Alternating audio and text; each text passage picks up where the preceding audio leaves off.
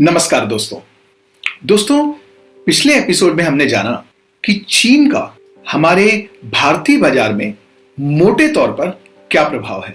और दोस्तों इस एपिसोड में हम जानेंगे कि चीन से भारत में आने वाले वो कौन से ऐसे उत्पाद हैं जिनका भारत में उत्पादन करना हमारी प्राथमिकता होनी चाहिए। तो आइए सबसे पहले इस ग्राफ में नजर डालिए। दोस्तों अगर पिछले 20 वर्षों में हम इस बात पर नजर डालें कि भारत में कौन कौन से उत्पाद आयात किए जाते हैं और उन सारे उत्पादों में मैं केवल 10 उत्पाद ले लूं जिनका कुल आयातित मूल्य सबसे ज्यादा है, उन टॉप 10 प्रोडक्ट्स में चीन की भागीदारी कितनी है, आइए सबसे पहले उसको समझते हैं। यहां पे जो आपको ये ब्लू कॉलम दिख रहे हैं, ये है उन 10 उत्पादों का कुल आयातित मूल्य, और यहां ये लाइट ग्रे कलर का जो आपको कॉलम दिख रहा है, ये है इन 10 टॉप 10 प्रोडक्ट्स में चीन कितने मूल्य का निर्यात हमारे देश में करता है उसकी चर्चा। इसके अलावा आपको यहाँ पे एक रेड लाइन दिख रही है, ये दर्शाता है इन टॉप 10 प्रोडक्ट्स में चीन का शेयर कितना रहा है।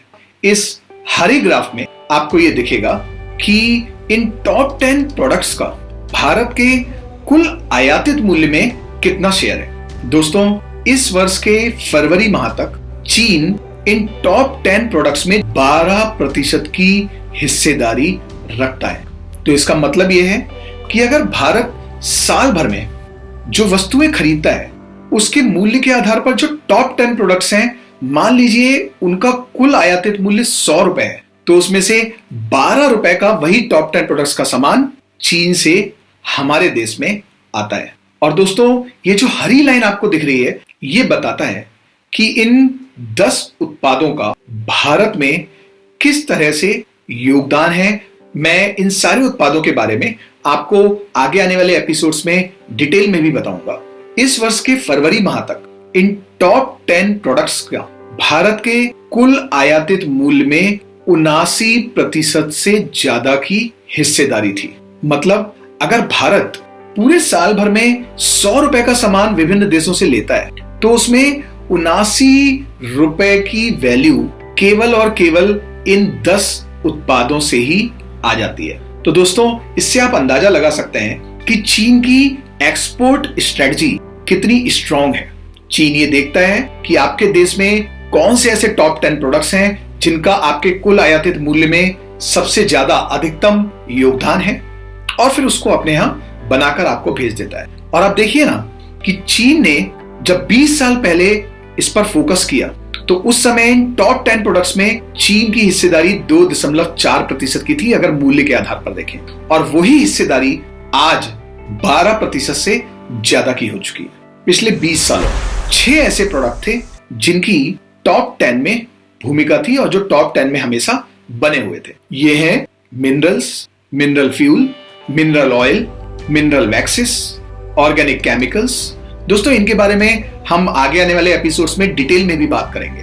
कुछ स्टोन्स, बहुत सारी ज्वेलरी ऐसी हैं जो हम कई देशों से अपने देश में आयात करते हैं। आयरन और स्टील का बहुत सारा सामान ऐसा है। Nuclear reactors, boilers, electrical machinery कई ऐसी बहुत सारी है।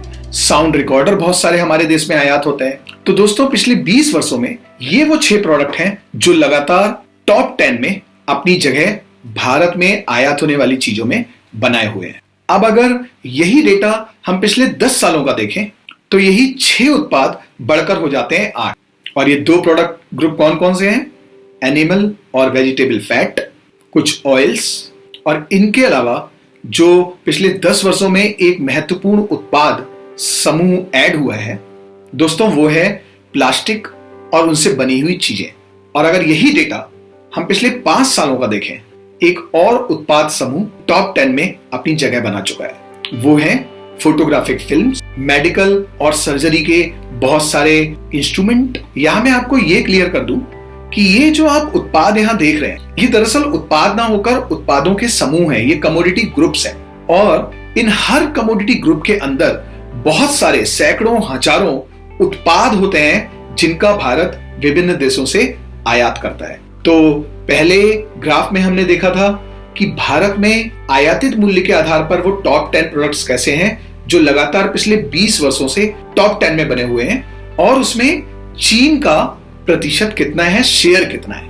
और यहां हम ये जानना चाह रहे हैं कि चीन के वो टॉप 10 प्रोडक्ट्स कौन से हैं जो भारत में साल दर साल आयात होते हैं, और उनका भारत के कुल आयातित मूल्य में कितने प्रतिशत का योगदान है। ये चीन, चाहे वो सन 2000-2001 हो या सन 2020 हो, जो टॉप 10 प्रोडक्ट आयातित मूल्य के आधार पर चाइना के रहते हैं, उनका जो कुल मूल्य होता है वो भारत के कुल आयातित मूल्य का लगभग 70 से 80% होता है। मतलब कि चीन पिछले 20 वर्षों में हमें वही सामान भेजता आ रहा है जिसका भारत के कुल आयातित मूल्य में 70% से ज्यादा का योगदान है। आइए अब देखते हैं कि वो उत्पाद समूह कौन से हैं। तो 3 ऐसे उत्पाद समूह रहे हैं जो लगातार पिछले 20 वर्षों में टॉप 10 में शामिल हैं। उत्पाद समूह यहां पर भी लगभग वही है जो हमने अभी पिछली टेबल में देखे थे। और अगर आप पिछले 10 वर्षों की बात करें तो यही जो 3 उत्पादों का समूह था लगातार टॉप 10 में बना था पिछले 20 सालों में, वो अब बढ़कर हो जाता है 6, जिसमें प्लास्टिक, आयरन, स्टील आदि शामिल हैं। और अगर हम 5 सालों की केवल बात करें पिछले दोस्तों, तो आपको यही उत्पादों का समूह 8 की संख्या में नजर आएगा, जिसमें ऑटोमोबाइल सेक्टर में यूज होने वाले काफी ऐसे पार्ट्स हैं, सिनेमेटोग्राफिक फिल्म्स, मेडिकल और सर्जिकल के कई इंस्ट्रूमेंट्स जो अब चाइना से आने लगे हैं। अब ये अगला डेटा देखते हैं दोस्तों, जो बहुत ही ज्यादा इंटरेस्टिंग है और ये हमारी सोच बिल्कुल क्लियर कर देगा कि चीन किस हद तक उत्पादों को हमारे देश में निर्यात करने में सक्षम है। दोस्तों, आपको अंदाजा भी नहीं होगा कि जो छाता, छतरी, अम्ब्रेला हम यूज करते हैं, जो चलने के लिए बुजुर्ग लोग छड़ी यूज करते हैं, ऐसी कई वस्तुएं जो भारत में आती हैं। मान लीजिए इन वस्तुओं का टोटल मूल्य अगर 100 रुपए है बाहर से आने में, तो उसमें 93 रुपए का ये सामान केवल और केवल चीन से आता है। अगर चमड़े और उससे बना हुआ सामान 100 रुपए का भारत में आता है, तो उसमें से 71 रुपए का सामान चीन से आता है। सिल्क 60 रुपए का चीन से आता है। आप हैरान होंगे, आपके और हमारे बच्चे जिन खिलौनों से खेलते हैं उसमें 72% अगर कुल आयातित मूल्य देखें का सामान केवल और केवल चीन से आता है। और दोस्तों, अगर हम पिछले 10 सालों का उत्पादों का समूह देखें तो कुछ और भी उत्पाद समूह हैं जो इस लिस्ट में जुड़ जाते हैं। जैसे कुछ बुने हुए फैब्रिक, कपड़े, इनका 72% केवल चाइना से आता है। आर्टिफिशियल फ्लावर, जो कृत्रिम फूल होते हैं जिनको गुलदस्ते में लगा के लोगों को अपने घर में रखने का शौक है। मनुष्य के बालों से बनी हुई कई ऐसी चीजें हैं जिनका 90% से ज्यादा का सामान केवल और केवल चीन से आता है। तो दोस्तों, इन तीनों तरह के टेबल्स को देखने के बाद आइए अब नजर डालते हैं कि वो कौन से ऐसे उत्पाद समूह हैं जिनके मैन्युफैक्चरिंग, जिनके उत्पादन के लिए भारत में हमें प्राथमिकता देनी होगी। तो दोस्तों, ये रही वो लिस्ट 20 उत्पाद समूहों की। आगे आने वाले एपिसोड्स में हम एक एक करके एक उत्पाद समूह के बारे में चर्चा करेंगे, और उसके बाद उस हर एक उत्पाद समूह के अंदर टॉप 5 जो उत्पाद हैं जो सबसे ज्यादा कंट्रीब्यूट करते हैं उस उत्पाद समूह में, उसके बारे में डिटेल में चर्चा करेंगे कि अगर उसका प्रोडक्शन हमें करना है तो वो कैसे करें, कौन सा रॉ मटेरियल कहां से मिल सकता है, और कितनी वैल्यू की डिमांड, कितनी क्वांटिटी आज भारत में उस उत्पाद की आवश्यक है, जरूरत है, मांग है।